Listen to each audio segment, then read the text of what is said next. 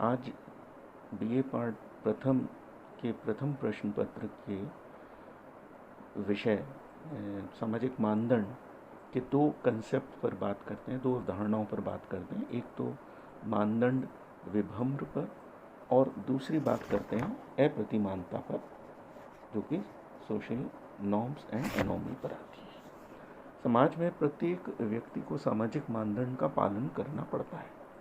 अनेक बार व्यक्ति के समक्ष ऐसी स्थिति आ जाती है जिसमें वह सुनिश्चित व्यवहार करने की स्थिति में नहीं रहता। ऐसी स्थिति में हमारे सामने कई बार धर्म संकट उत्पन्न हो जाता है कि हम कौन से मानदंड का पालन करें। इसको हम मानदंड विभ्रम की स्थिति कहते हैं। क्यूबर ने अपनी पुस्तक में इस बात को एक उदाहरण द्वारा समझाने का प्रयत्न किया। मान लीजिए किसी विश्वविद्यालय में सामाजिक संगोष्ठी के समय नशा करके आने की आशा नहीं है। अब यदि विश्वविद्यालय की ओर से जांच होती है कि सामाजिक संगोष्ठी में नशाबंदी के मानदंड का किस किस ने उल्लंघन किया, तो इस समय उस छात्र से पूछा जाता है कि वह अपने उन सभी साथियों के नाम बताए जिन्होंने गोष्ठी में नशा किया है। तब यहाँ उस छात्र के सामने मानदंड विभ्रम उपस्थित हो जाएगा, क्योंकि एक तरफ तो मित्रों का सहयोग होना चाहिए वाला मानदंड है और दूसरा अध्यापकों को झूठ नहीं बोलने वाला मानदंड। स्थिति ऐसी में सही सही बता देता है तो वो दोस्तों के प्रति गलत काम करेगा, और गलत बताता है तो वो अध्यापकों के प्रति गलत काम करेगा। या उसके मन में जो अनेक विचार आएंगे तथा वह एकाएक कुछ करने की स्थिति में नहीं होता, अतः उसके मस्तिष्क में मानदंड को लेकर भ्रम हो जाएगा। दूसरा जो अवधारणा है वो अप्रतिमानता की, एनोमी की है। यद्यपि सामाजिक व्यवस्थाओं को बनाए रखने के लिए संस्थागत मानदंडों के अनुरूप कार्य करना आवश्यक होता है, फिर कुछ समाजों में अथवा समाज के अंगों में कम या अधिक मात्रा में अप्रतिमानता दृष्टिगोचर होती है। कर्ता के लक्ष्य का निर्धारण संस्कृति द्वारा होता है, अर्थात हम किन लक्ष्यों को पाने की इच्छा रखते हैं, कौन से लक्ष्य उचित हैं, इसका निर्णय संस्कृति द्वारा किया जाता है।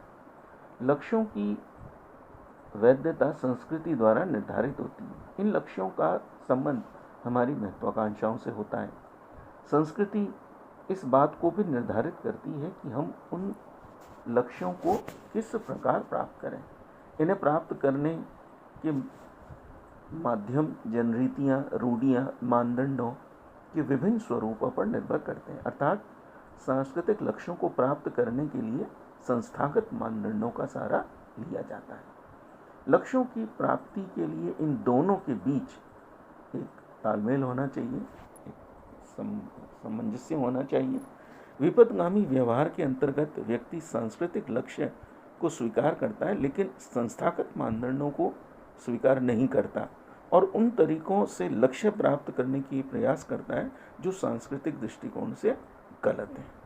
मर्टन ने इस संदर्भ में ऐसे समाजों की विवेचना करी जहां विशिष्ट लक्ष्यों की प्राप्ति पर अत्यधिक बल दिया जाता है, लेकिन उसके अनुरूप संस्थागत तरीकों को अपनाने पर बल नहीं दिया जाता।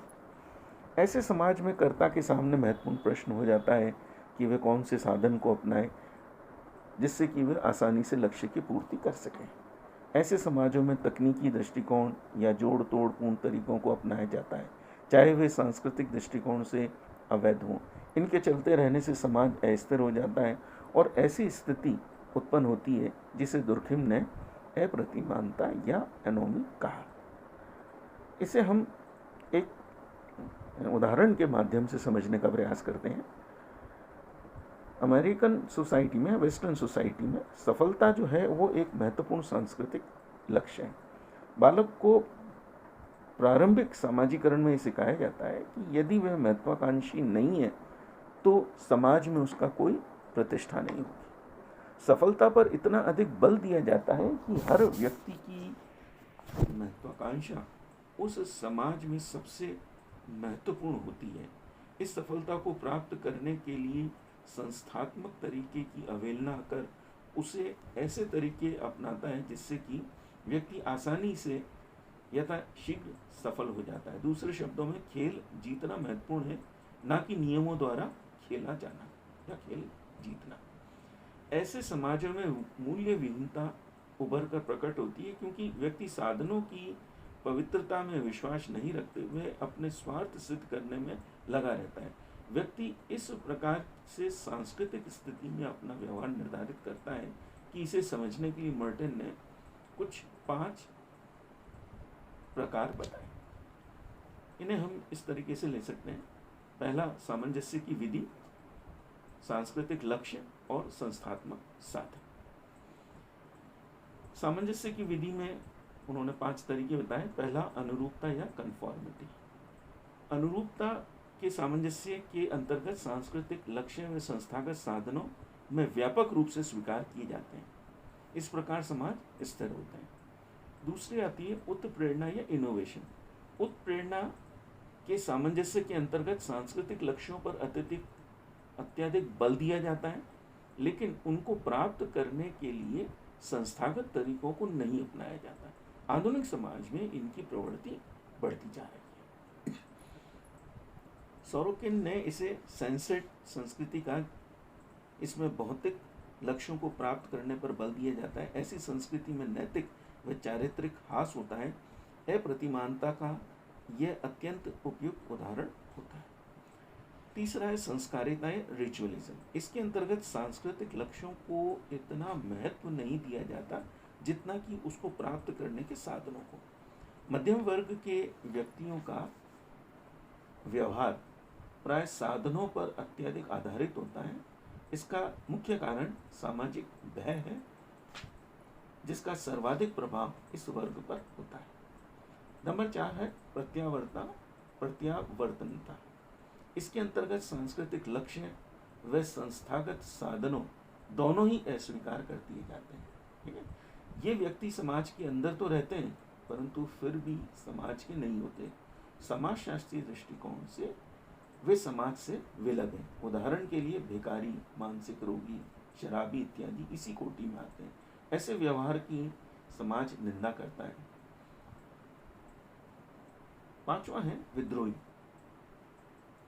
इसके अंतर्गत व्यक्ति प्रचलित सामाजिक लक्ष्यों व मूल्यों को अस्वीकार कर नए मूल्यों व लक्ष्यों की स्थापना करता है। विद्रोही द्वारा सामाजिक परिवर्तन के कार्य इसी कोटि में आते हैं। अंत में हम मर्टिन के इन विचारों से सहमत हैं कि उपयुक्त विवेचना का कोई नैतिक आधार नहीं। कौन से लक्ष्य और साधन अच्छे हैं या बुरे हैं, इसकी व्याख्या हमारे विषय से संबंधित नहीं, लेकिन यह स्पष्ट है कि लक्ष्य व साधनों के अपूर्ण सामंजस्य के कारण समाज में अप्रतिमानता व मूल्यहीनता की स्थिति उत्पन्न होती है। उपयुक्त विवेचना से स्पष्ट है कि सामाजिक जीवन को संचालित करने के लिए विविध प्रकार के सामाजिक मानदंडों का होना नितांत आवश्यक है। सामाजिक व्यवस्था, उसका स्थायित्व और उसकी निरंतरता समाज के उन मानदंडों के माध्यम से बनी रहती है जिन्हें व्यक्ति बाल्यकाल से ही सामाजिकरण की प्रक्रिया में आत्मसात कर लेता है। ऐसे समाज के कार्यशील सदस्य की भूमिका अदा करने के लिए वह तत्पर रहता है। मानदंडों का आधार कई पीढ़ियों का संचित अनुभव है। वे तर्क के आधार पर निर्मित होती है, साथ ही ये संस्कृति का अंग बन जाती है। इस संबंध में यह भी ध्यान देने योग्य है कि कभी कभी वर्ग विशेष अथवा समूह विशेष अपने निहित स्वार्थों की पूर्ति के लिए ऐसे मानदंडों का निर्माण करते हैं जो अन्य समूह या वर्गों के लिए अहितकारी होते हैं। साथ ही समय में परिवर्तन हो जाने पर वे पुराने मानदंड भी चलते रहते हैं। इस तरह हम अपने टॉपिक यानी कि सामाजिक मानदंड के विषय में हमने पूरी चर्चा की। अंत में सामाजिक परिवर्तन के अनुरूप सामाजिक मानदंड कई बार नहीं बदलते हैं, तो एक मानदंडात्मक विलंबन, नॉर्मेटिव लैग की स्थिति उत्पन्न हो जाती है, जिससे प्रचलित मानदंड नवीन सामाजिक ढांचे में असंगत प्रतीत होने लगते हैं। अतः समाज की सृजनात्मक व्यक्तियों द्वारा मानदंडों की उपयुक्तता का सतत मूल्यांकन करते रहना सामाजिक व्यवस्था के लिए आवश्यक होता है।